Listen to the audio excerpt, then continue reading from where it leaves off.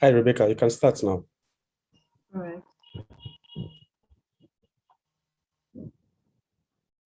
Hi guys. This is the introduction to that class. And I'm coming. Let me share my screen.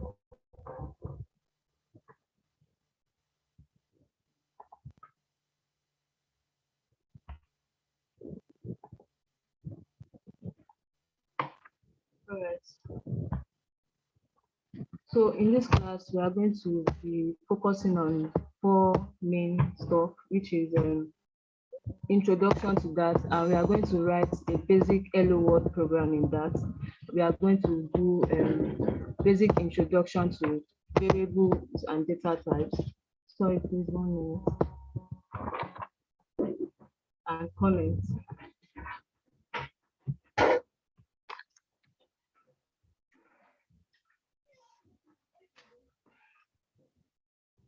So we are going, the ID we are going to be using is online, which is the that pad. Which is the that pad. We can also use VS Code, but that is going to come in a later video. But for now, we are using that pad for our introduction to that. Now, what is that? That is a programming language that was developed by Google in 2011. It was originally designed to serve as a replacement for JavaScript, but ever since the Flutter SDK has been released, it has put that in a spotlight. So because Flutter SDK makes use of that is why we are starting with that programming language. So we need to know that before we can start coding in Flutter. So we are just going to write a simple hello world program in that. And before we start, we need to know that if we are writing a standalone that program, it should have a main method or function which must have a return type.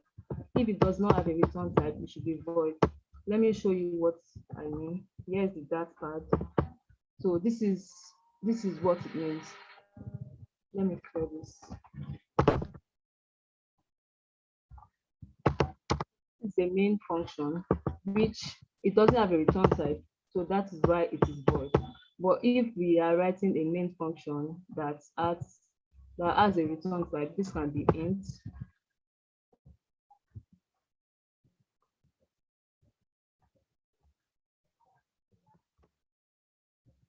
But basically, this is every that standalone that script must have a main function. We'll discuss more about functions and methods as we go on in the class. So let me return this back to void. So our hello world program is basically, we are basically going to use a print statement. A print statement is a built-in function from that. So we just write print and we write what we want to print out. Print statements are used to display or log things on the console. So this is the console. Whatever I type here is going to appear here.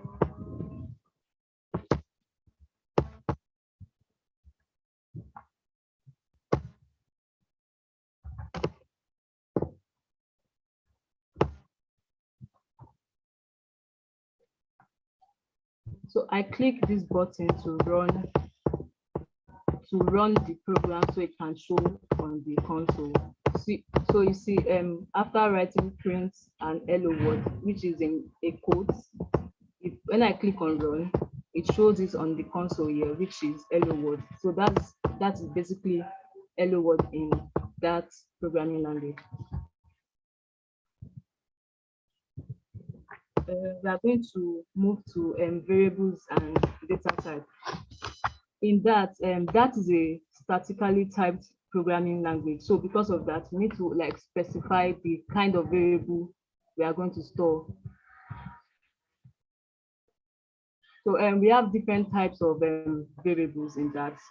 We have the int, we have double, we have Booleans, and we have strings. So we are going to start with Booleans first. Sorry, int first. Well, numbers in that are used to represent numerical literals. They are divided into, which is integers and double. But since we are starting with integer first, integer is a data type that is used to represent fractional values. That means single values, non-fractional values rather. That means single values that doesn't have decimal points. Let's see how we can declare an integer. An integer is basically declared with the name with int. Once you write an int, we can have integer name. We can put it as any name. For me, I'm going to use my number, which can be equals to 1. So since my number is equals to 1, it is an integer. If I try to print it here, I'm going to write my number.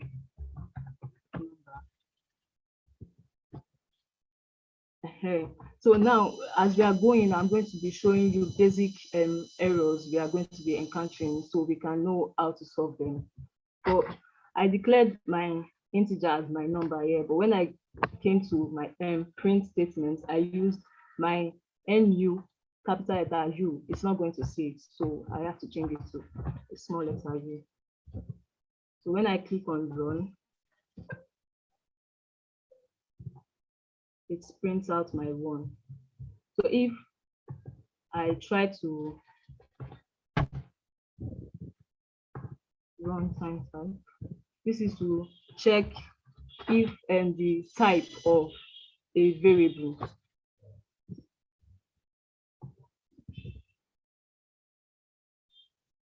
You see, it's printed it as integers. So the next one is doubles. So to declare double, we can come here and do double as pi, which equals to 2.14.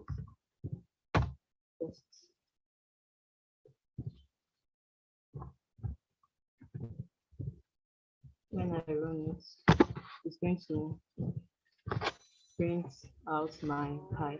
Basically, the difference between an integer and a double is an integer represents number without decimal places, while a double represents a number with decimal places. Those are just the basic difference between them. So if you don't know when to use an integer or a double, there's another function in that we can use, which is the num function.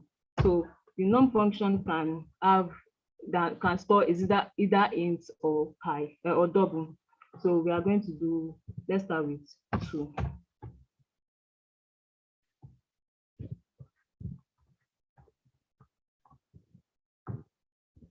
Oh, I didn't declare my variable name. Let me call it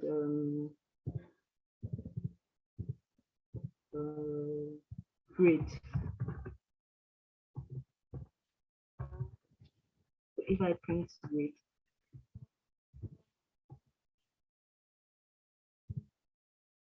it's going to print out 2. So if I come back here and do grade dot run time type, it's going to give me an integer because it is a number without decimal place.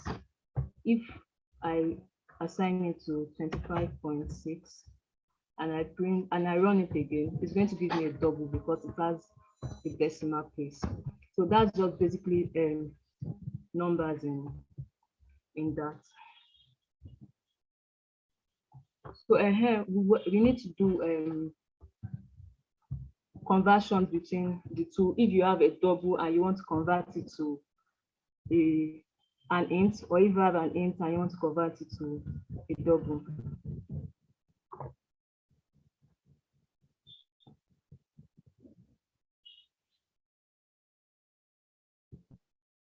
So let's convert this pi to a double.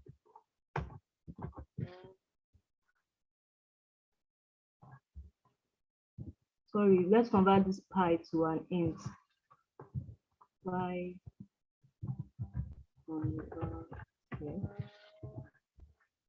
okay. Let's say pi. The method to use is pi dot.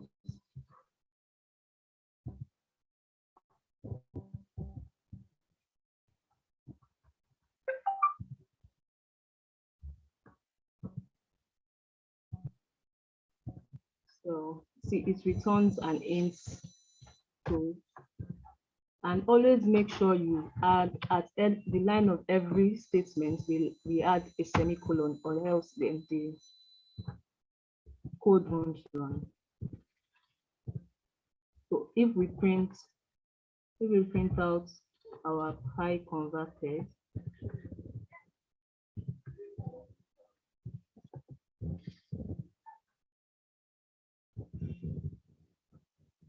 it's rounded it up to 4.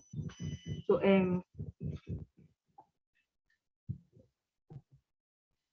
yeah,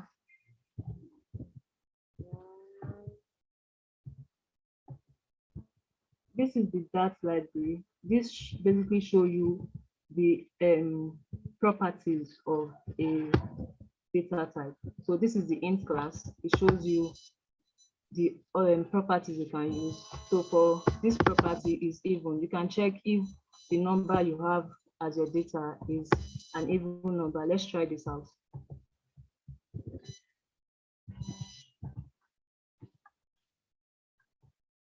So let's print my number. To get your properties, you just type the variable name dot to bring it out. This is even here.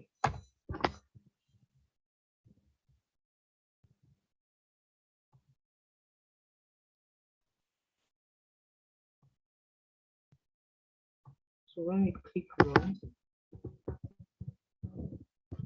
it brought out false because it's not an even number. But if we try to change this my number to 2 and click run, it is true. So before we go to the next things, which is Boolean, I'm going to quickly talk about comments in that. Comments are a way of writing, of making your code more readable, basically. To declare a comment, you can just write 2 backslash and whatever it is you want to write. For now, we are trying to declare a variable. So after writing our backslash, we can just write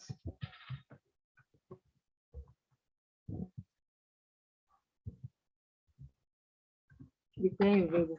Basically, comments, when the compiler is running your code, comments are not run because they are just there so that when you come back to your code, you can know, okay, this is what I was doing here, and you can continue from there. Or maybe other developers, when they see your code, they know that, okay, this is what you were doing here, and they can continue from there, or it makes your code more readable. So this we are trying to declare a variable. So that is why I wrote my comment as declaring a variable. There are actually 2 types of comments, which are this double slash comments and slash star comments. Slash star comments are used to declare multi-line variables. If our comments are long and we don't want to start writing different backslashes, we can just start from this, and we can make our comments multi-line. So I can write another comment here, and when I'm done,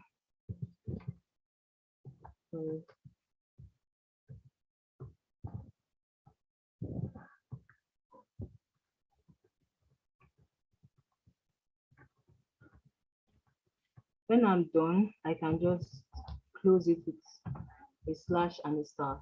If I run this declaring a variable is not going to appear in my console because it's not part of the code. The compiler is just going to skip it. Basically, our comment is just to identify what we were doing at a particular place. So, let's go to Booleans. Booleans are used to represent data types, which are true or false data types. For this place where we did if my number is even and it brought out true, that is a Boolean variable. But if we want to declare a Boolean variable,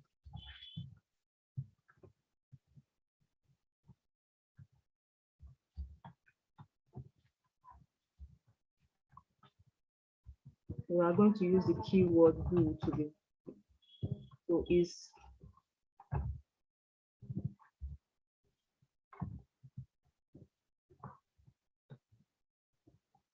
we can say is even equals to true. And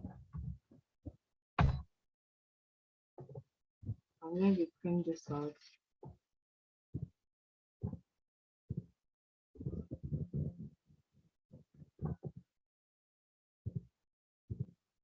it's brought out true. I want to get rid of this thing, so I'm not going to comment out all this, so it would not show in my code. So basically what I did is I highlighted all this and I press Control and backslash. It's going to comment out everything. So Booleans is Booleans variable can only have two results, which are true or false. So we can change this to false, and then we run it. It's going to be what?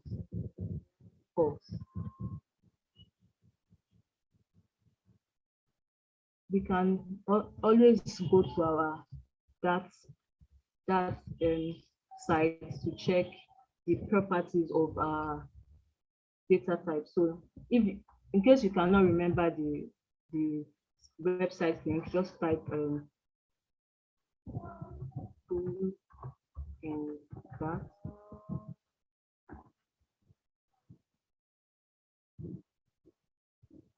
So it's always, most times it's always the first website you see. So when you click it,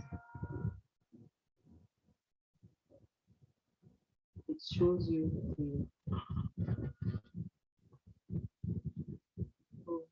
the properties. This doesn't have properties except the runtime type,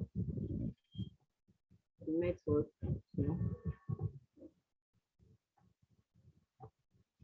Basically empty. So I skipped something. Converting double to int. I've done that. So I want to convert an integer to a double. I'm sorry about that. Double. This is my integer, so I'm just going to comment it. So I can write 200.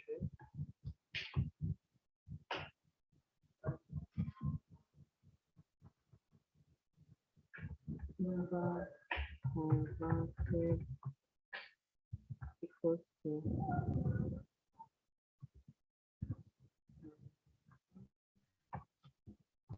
I made the same mistake again. Please be very careful when writing your code.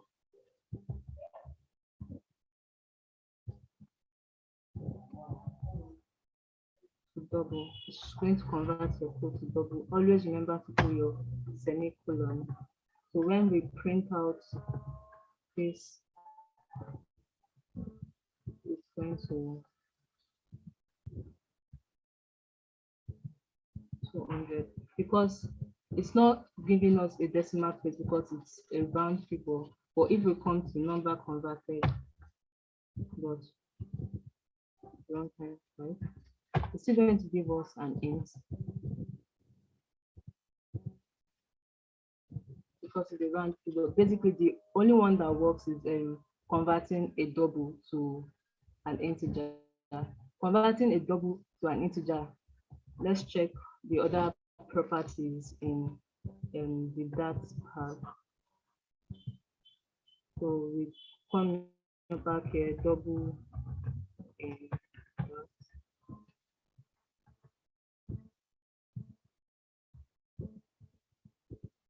So this is the double class.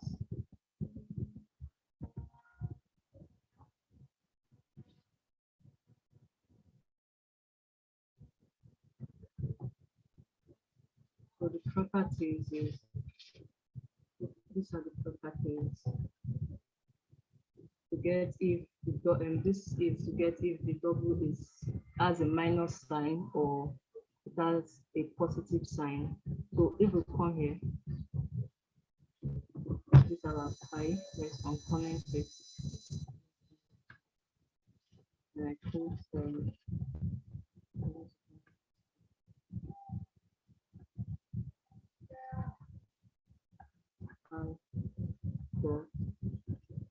sign.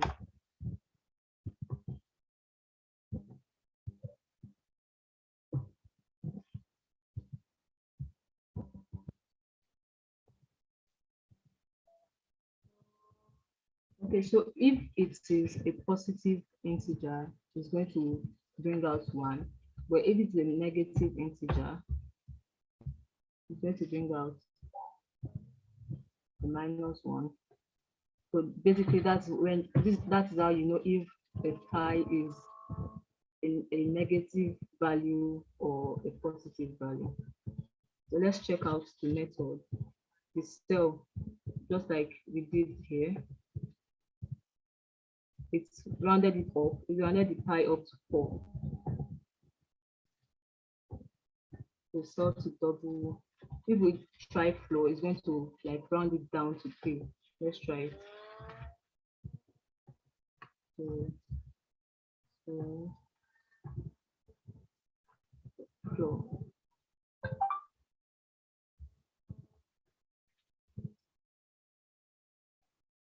So when I print out my pi converted,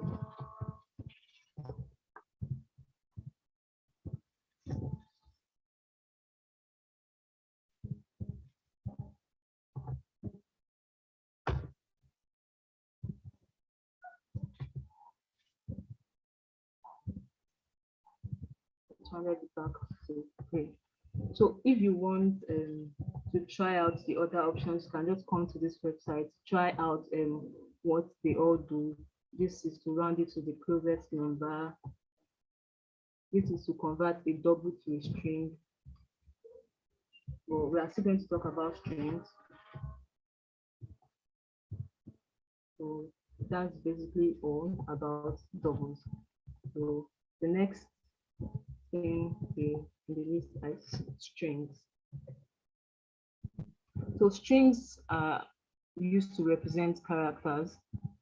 And if you were to like represent like a name or an address, we use a string data type to represent them. So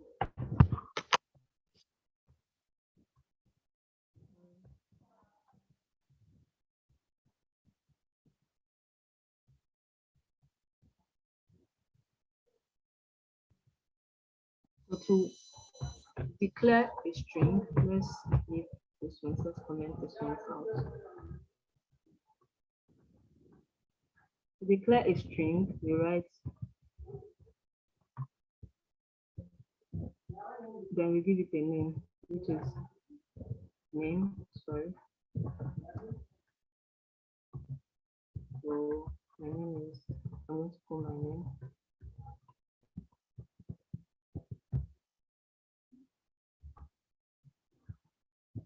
This is how you declare a string with a quote. We declare strings with quotes. Anything inside a quote is a string.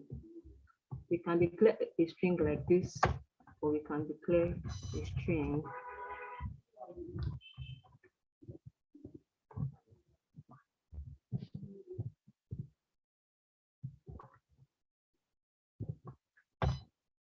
with a double quote.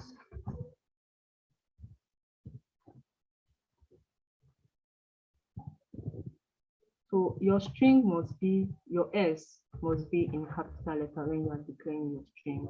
So we can declare our string with a single quote or a double quote. So if I try to print my strings,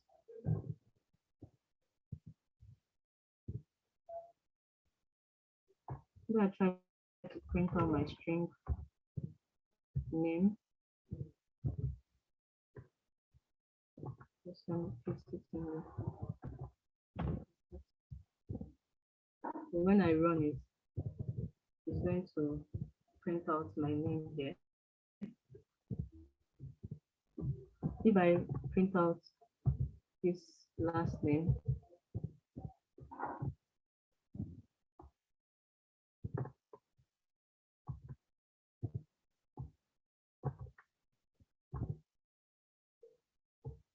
let's change this to when I run it, it's going to print out at the.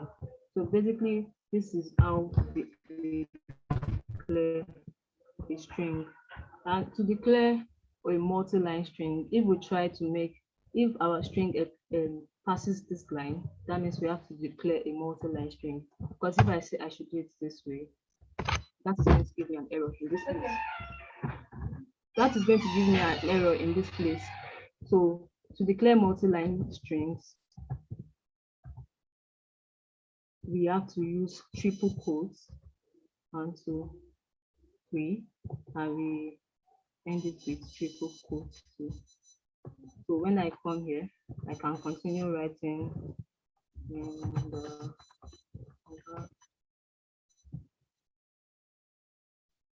track.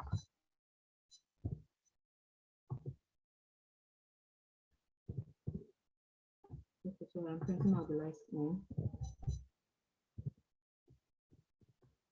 If I change this out, it brought out the multi-line string. It can have a lot of lines. You can, until you are done, you can have a lot of lines and it's still going to be there. But if it's a single line, you have to use this single quote or a double quote. So, or you can also use a triple double quote to declare multi-line string. So, okay. Then at the end here, so you change it to where say going to give me the same thing. Yeah. So that's basically. So if we have, for example, string page, I will put it in a quote as 13.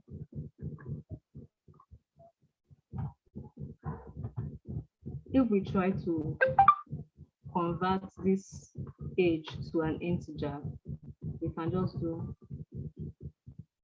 to convert this page, we can do int my page equals to page dot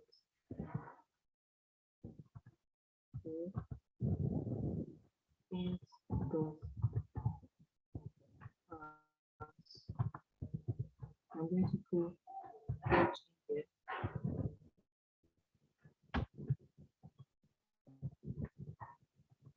I'm just going to convert my string to an integer.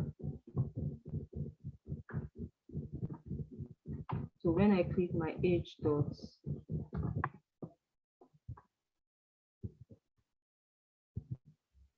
runtime type, remember this is how you check if the data type of your variable.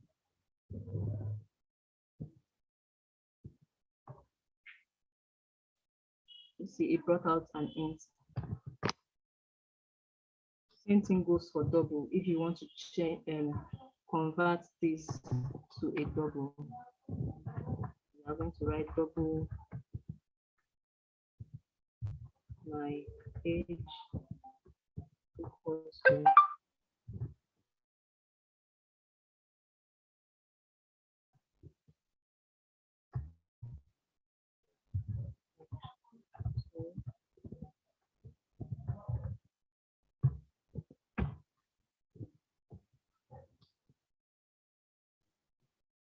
so when I run this,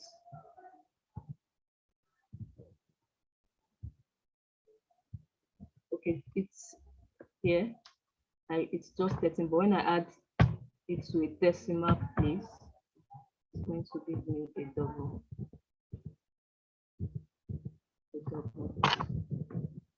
So we are going to, the next thing we are talking about is string interpolations.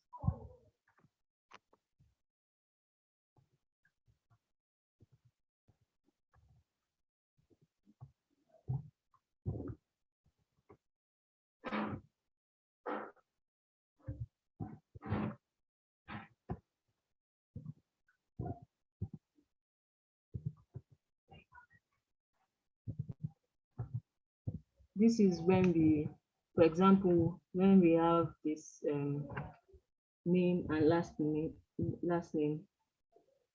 and if I want to write a sentence like I Rebecca,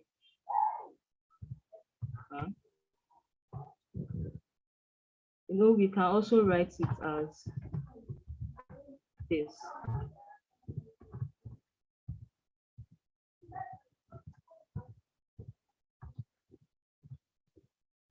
Comment this one out.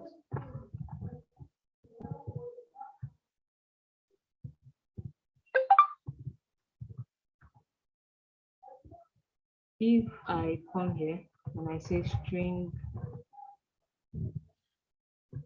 name, let's keep it as my name equals to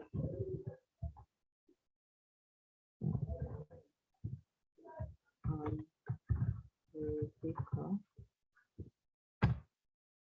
that is going to give us an error because of this single quote.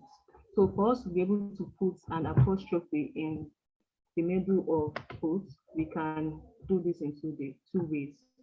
It's either we change this string here to a double quote,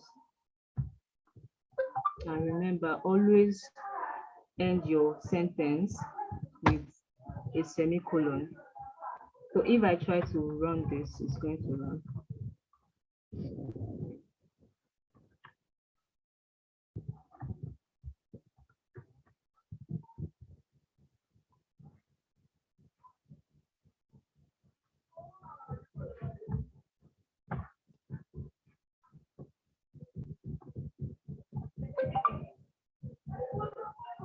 A printout and Rebecca. But if we still want to use our single quote, we can use this. We call this escape characters in that.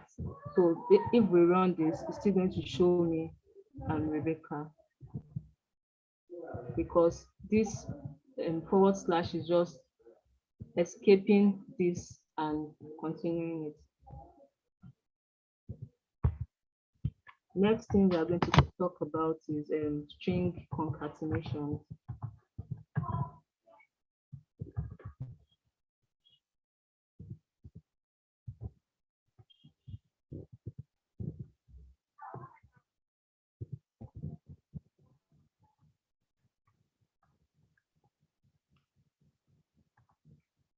Concatenations are used to join two different strings together. Let me comment this out. If I want to write my name and my last name, string in capital letter S, name equals to my name, which is Rebecca, and my last name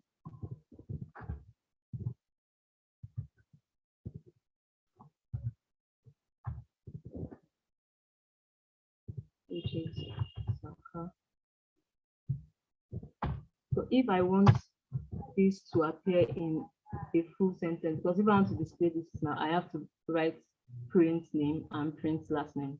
If I just want to display it in a single line, I have to join them together. And to do that, we use string concatenations, which is do that with string full name. Let's see. Name. I write this name here.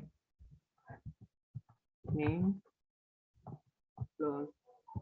Then I write this last name here. Last name.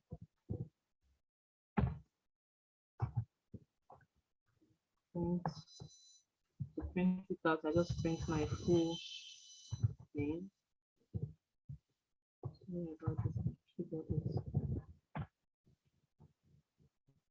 So when I click on run,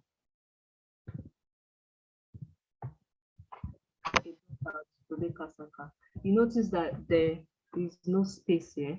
So to give it a space, we add an empty string. So you just put your double or single quotes in between this. And when I run it again, it's going to give me Rebecca Saka. So like we used to do, or if I don't want to go through the stress of having to write my name and my last name before writing my full name, I can just come here to string full name, which equals to, I put my name first, Rebecca, and I do the empty string, I add an addition sign again, and the quotes. I make sure I had my semicolon, and when I run this, it's still going to give me Rebecca Saka. So is it that you do it this way or this way? So this name is also, you notice that what is here is also what is here. So it's bringing out the same thing. Let's check out the string class in that lang. So we do string in that.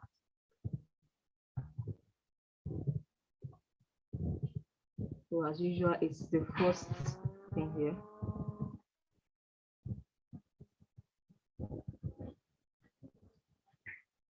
So, like we said, single quote, double quote. Then we have a double quote in a single quote and a single quote in a double quote. Then multi-line string, another multi-line string, like I said, 3 single quotes and 3 double quotes to declare multi-line strings. So let's check out the properties.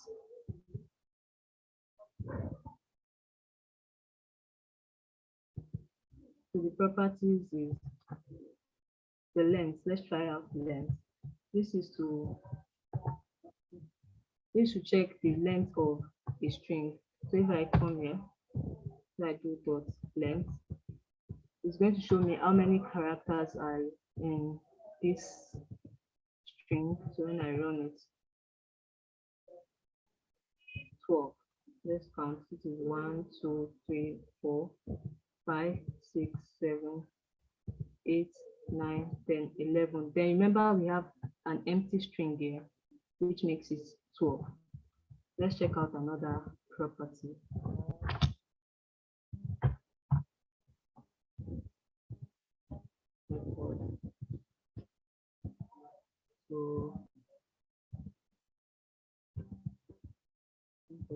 So this is to lowercase. If I want to, let's copy this.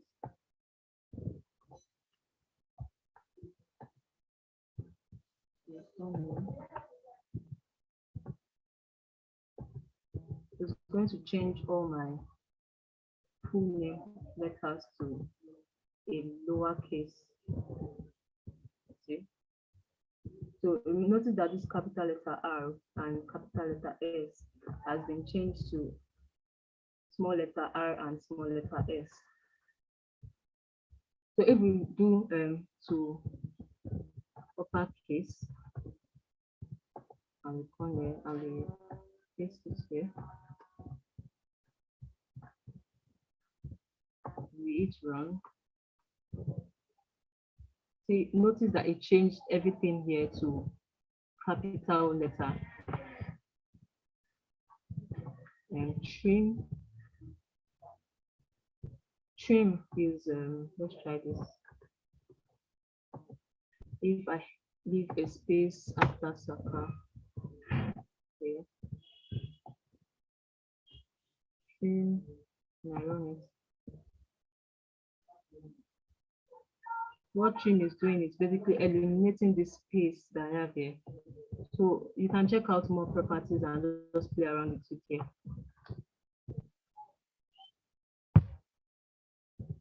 There are other variable types or data types in that, which is the okay.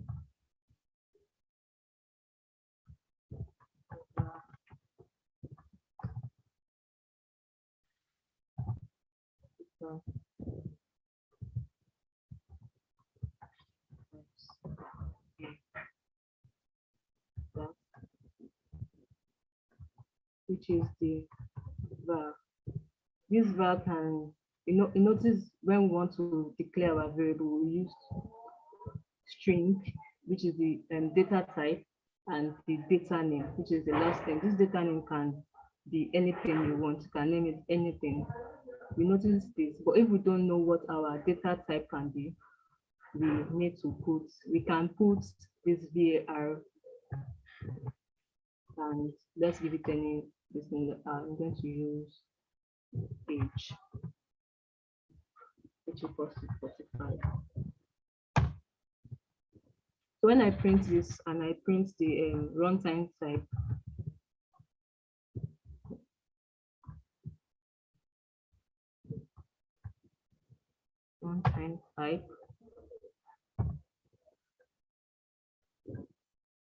it's going to give me an int.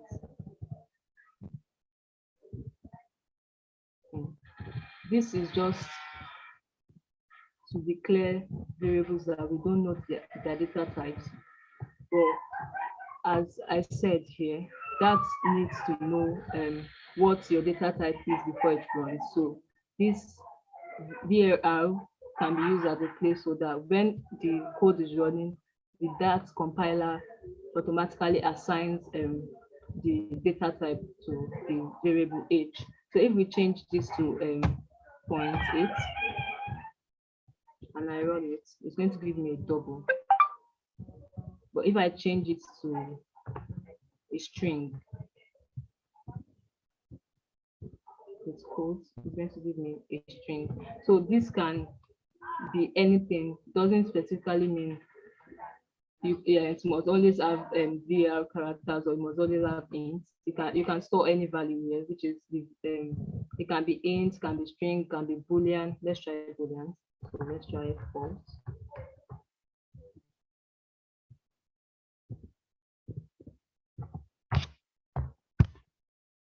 See, it brought up bool. It can be string or booleans, and then we have dynamic. So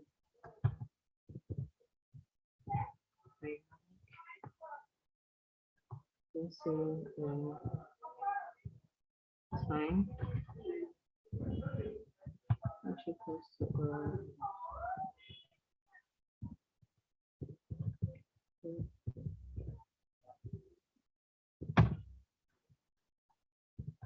so when I run this,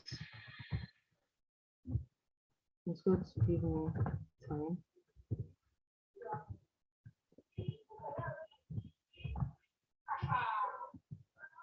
And let's try the runtime type.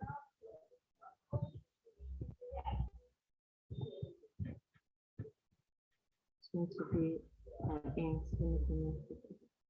So basically, the difference between this var and the dynamic is, as I have initialized my var to false, let's change this to a string false. I'll change this to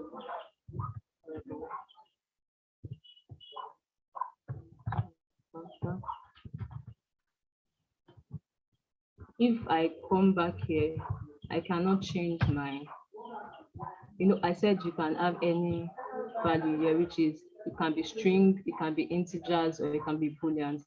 But if I have initialized it to that, okay, when I say var age equals to quote rebel, that means I initialize it as a string. So if I come here and I write 12, it's not going to work. See, when we come to the documentation side here, it says a value of type int can be assigned to a variable because we have already assigned this age to be a string. For dynamic, when we are after this, 12 is an integer and we printed out int here. So if we come back here and time equals to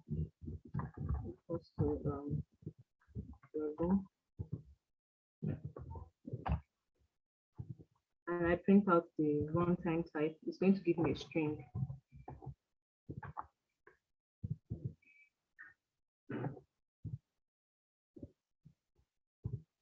So basically, the difference between this var and this dynamic is the var, once you have initialized it, the data type cannot be changed.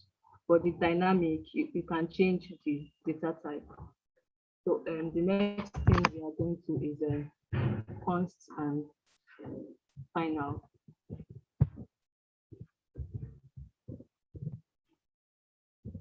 Const is a compile time constant, which means we must declare the value of the variable before we compile the program.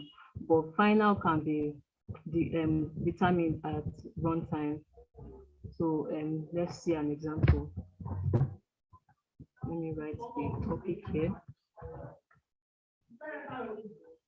Const and final.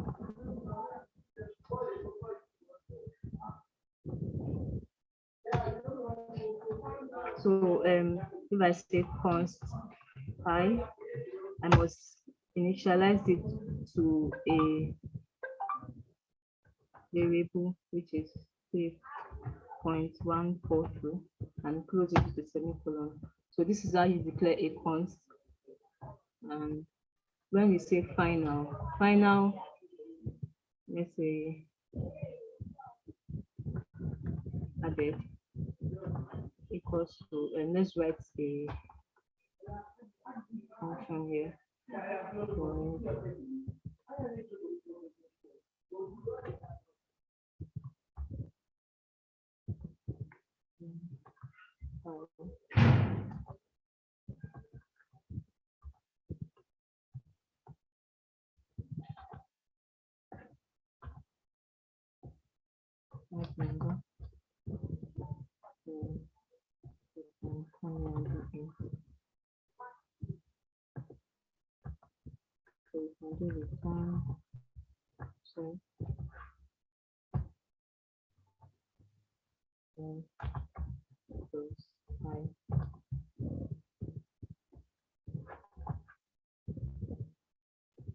So to declare this final, we can just do add and I put in 1.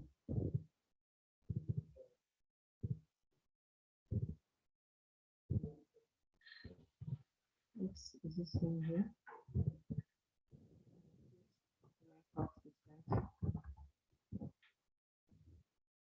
Okay, this is a void. Remember I said if it's not returning anything, we have to put it as a void, but since we are returning an integer, this is going to be a thing. We'll talk more about functions and arguments later, but not in this class.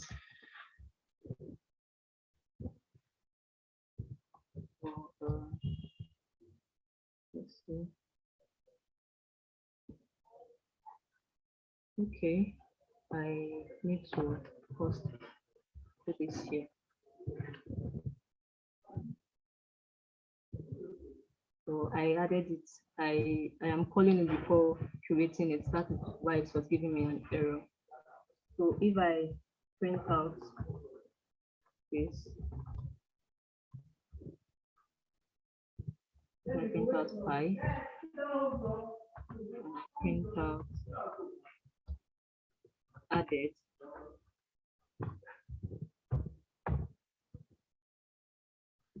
and I run it.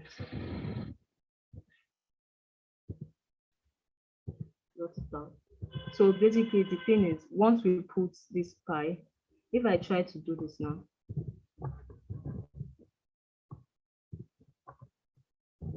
it's going to give me an error because consts must be assigned. This one, it has to like run this function first before determining, okay, the value of this pi now. But your const, the value must be determined. So you have to give it a particular value. So that's just basic difference between const and final. So the next on our list is list. So lists are used to construct array-like data structures to hold like a group of objects. So we have two types of lists. We have fixed lists and growable lists. For fixed lists, the fixed list, when we are, it's just like const. When we are declaring it or initializing it, it must have a, we must declare it with the number of the length. So that's why I'm saying a fixed length list is a type of list that its length cannot change at runtime. So once we've declared that, okay, this list is going to have 3 objects in a group, it cannot change. So let's do an example here. So let's write a group of numbers. Let's create a group of numbers.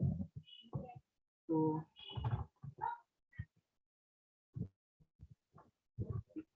then lists and that.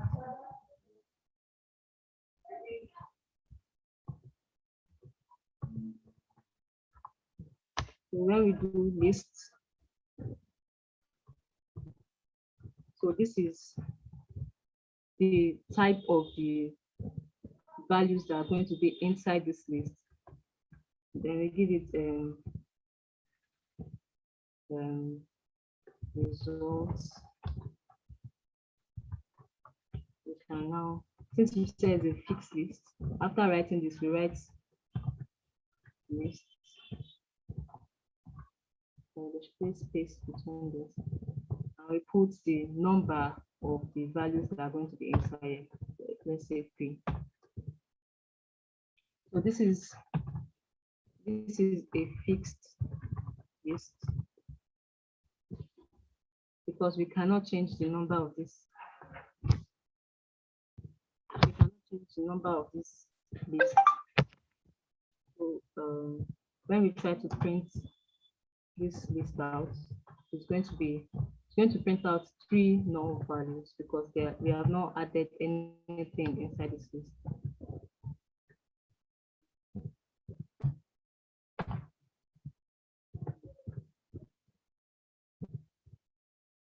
So we see no.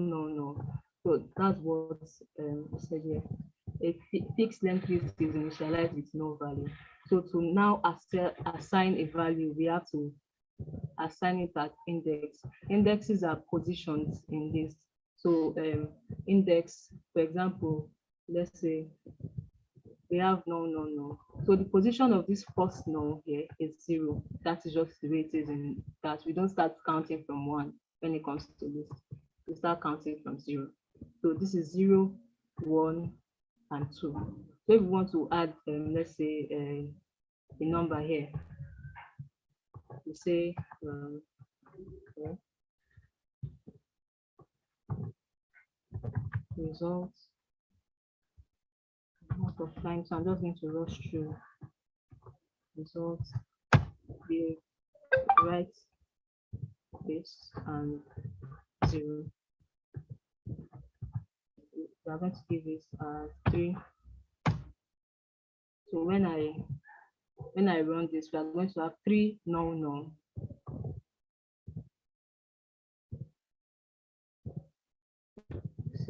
So for every position, if we want to change the value, we have to call out the position here with this bracket. We have to call it out. So let's say we want to call out this last position. Remember, we start counting from 0. So this is 0, 1, 2. So we do results equals to 2. And we are going to put it as 4. So when we run this, we have 3 null. So what is the problem? Oh, yeah.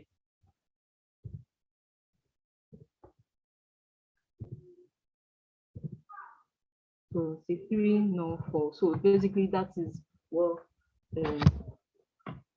fixed list is. So it's giving me an error here that list is duplicated. So we can declare a list like this.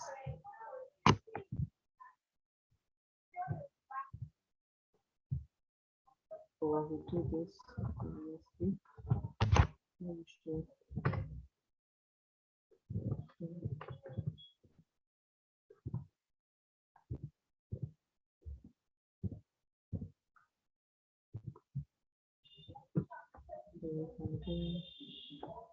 And declare a list like this, just your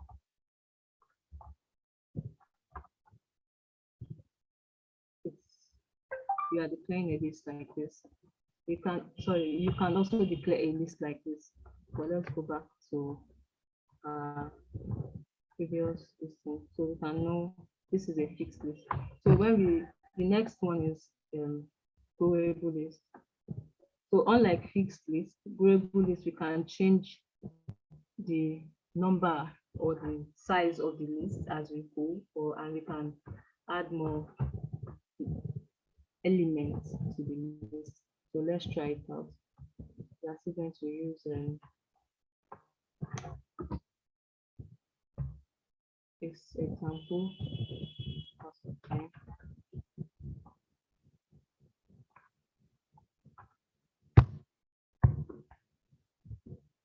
So for this, we can just do this.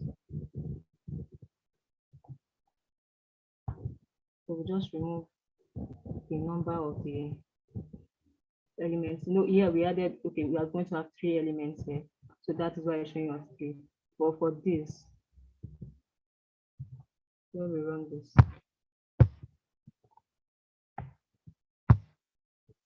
because we've not added anything here, so this is why I'm showing us this error.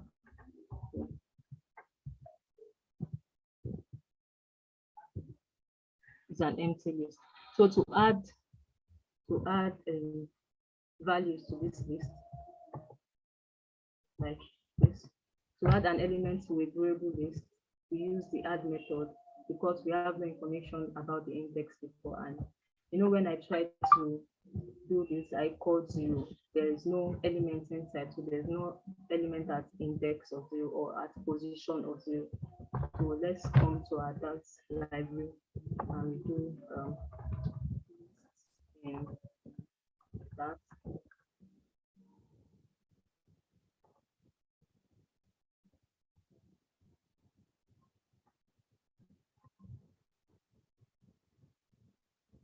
So to add more elements, like you see, we call the name of the list and we call add.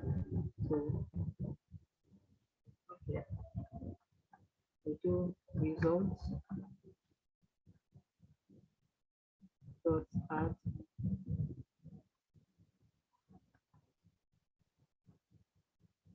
Okay.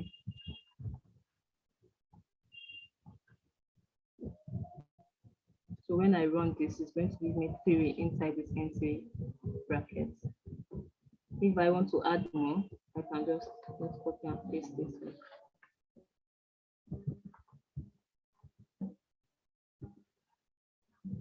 I can change this to 5, 7, and 9. So it's going to show everything. It's just like a group. It's grouping these elements together. So that is what a list is. So to remove an element from a list, when we come to our that class, it's going to show us how to remove an element from a list. Let's come to method. Come down here. Remove. You can use remove if you know the object you want to remove. You're going to remove it or the position of the object. So for here, we are going to use remove at. So we want to remove this 7. So remember 0, 1, 2, 3. So 7 is at position 2. So we are going to do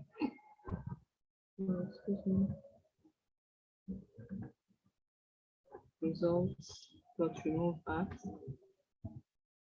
position of 2.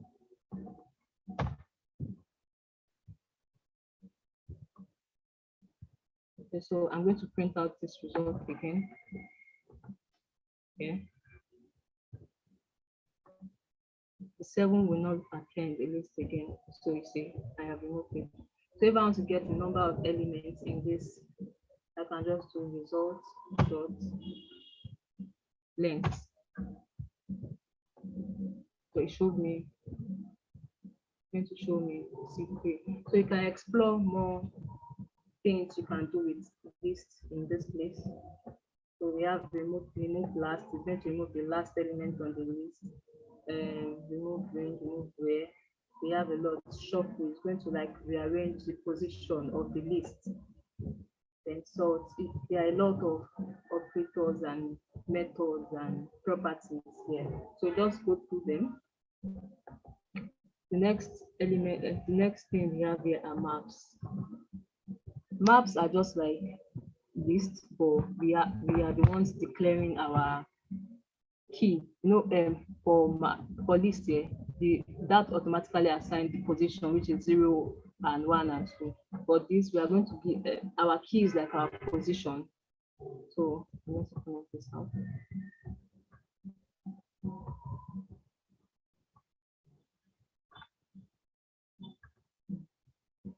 So sorry for the background noise. So declaring maps and that.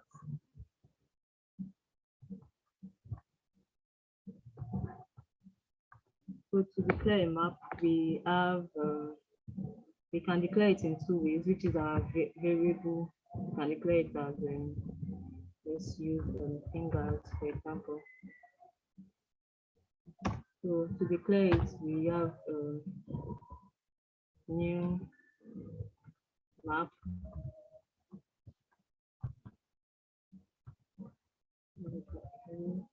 To int string and we close this.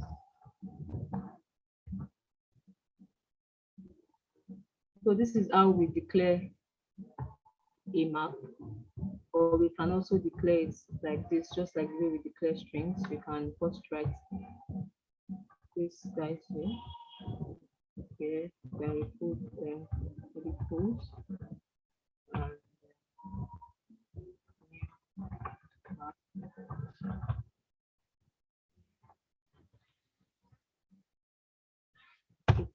So new map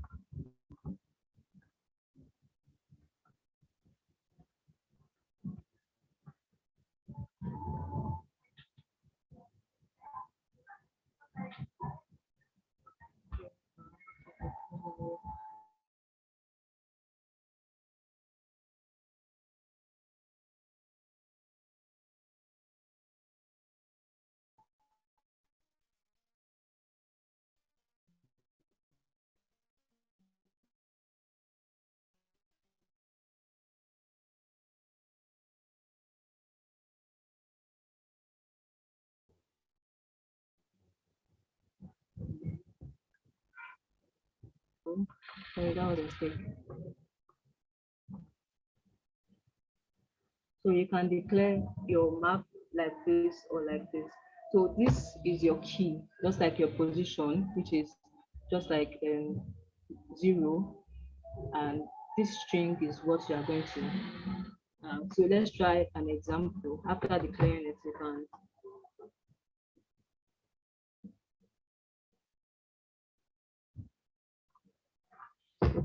declare it like this, which is, let's try another one, which is info.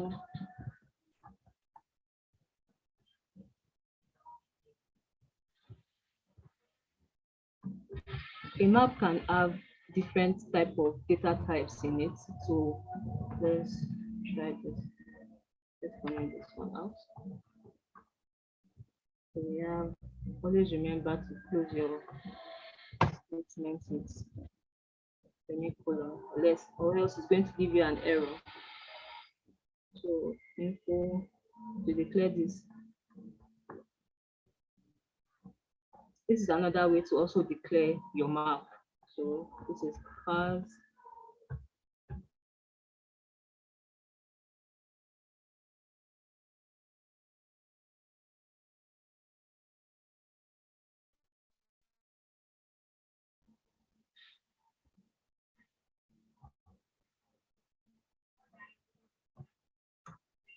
So we can have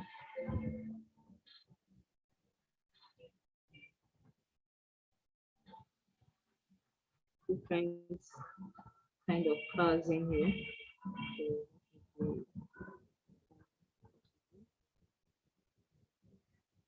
So this here, it's a data type which is string. List. We are storing a list in a map. So the next thing we are going to do is let's call a boolean. So if we say true,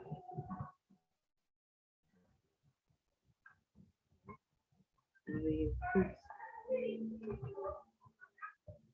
yes, can also store integers.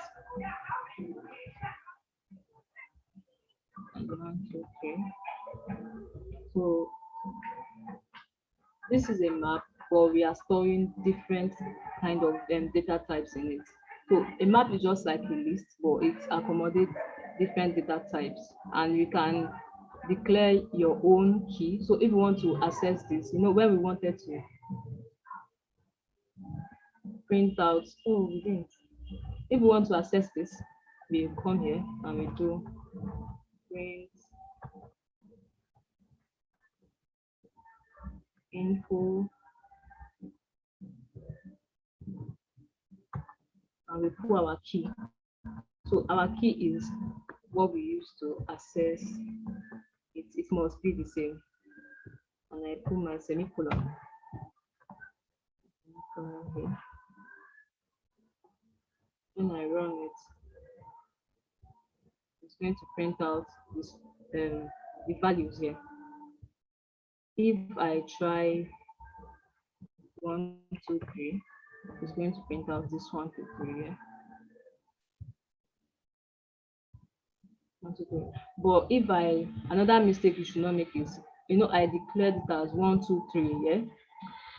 But if I change this to a string, it's going to give me an error because there's no key for this data type in this place. So basically, this is how you declare a map. To get more methods in map, you come to your DAT library and you find out more here. So the last one here is set. Well, set is just like list, but they can only contain unique structures.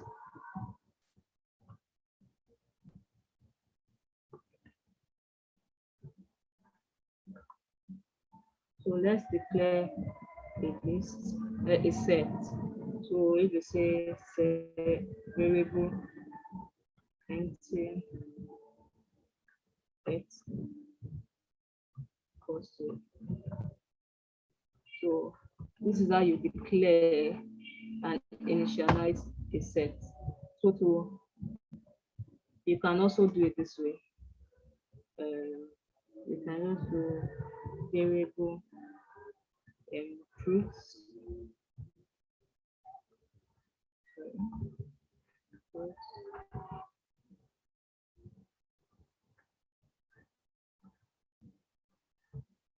And you use these curly braces to declare your set. This is also an empty set. So if we want to add values here, we can add apple. We have orange. We have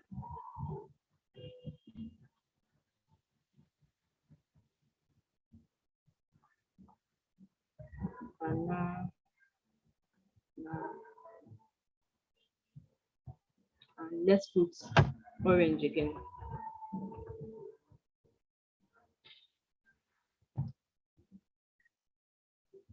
Let me comment this out so we can see the error showing us here. They said two elements of a set shouldn't be equal. So that's the difference between a list and a set, because in a list you can have different, this orange and this orange can say, but a set is used to store unique items. So let's try and run it and see the result it's going to give us. So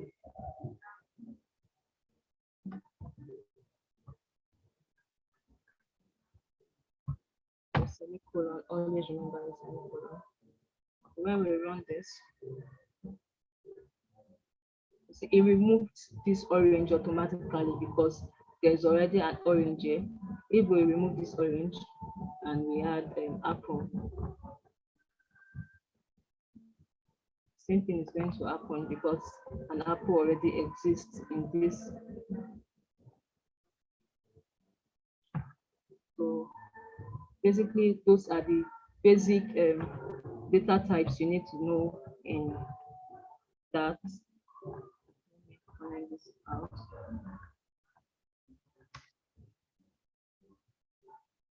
Basic. Okay. Basically, these are the data types you need to know in that. If peradventure you have any problem, like there are some other functions you want to run on this list or any of the data types, always remember to come to your DAT library. It explains and shows you, okay, the stuff you can do, like this list, you can check the last elements, the length, you can reverse it. So basically this DAT lang library must be your best friend in that. So that's all for this class.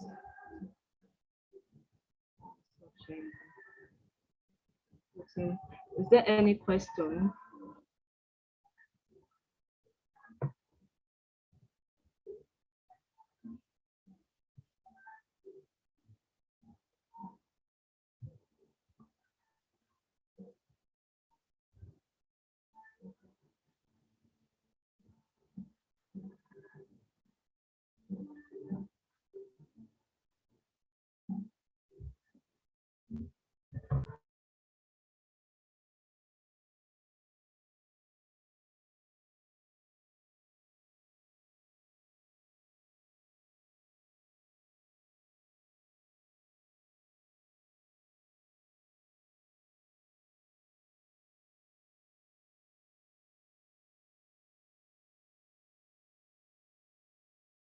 Do we have any question, anything you don't understand?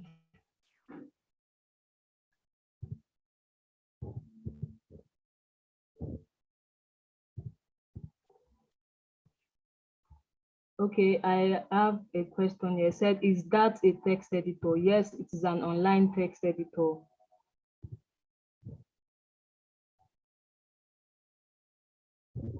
Yeah, is that for front end or back end?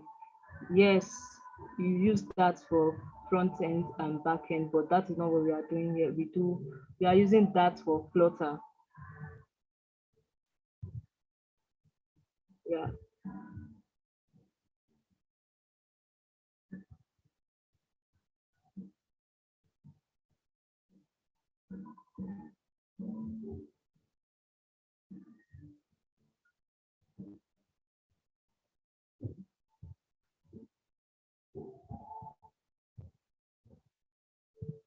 The codes are going to be provided, so you can go through them when you are watching these videos again. So our next class, we are going to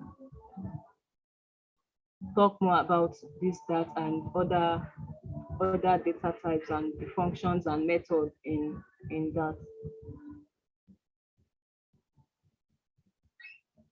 You will need something like Android Studio for Flutter. Somebody asks, so I won't need something like Android Studio for Flutter. You will need Android Studio for Flutter because this is that is the programming language that Flutter is run on. So this is just an introduction to, okay, this is just an introduction to that.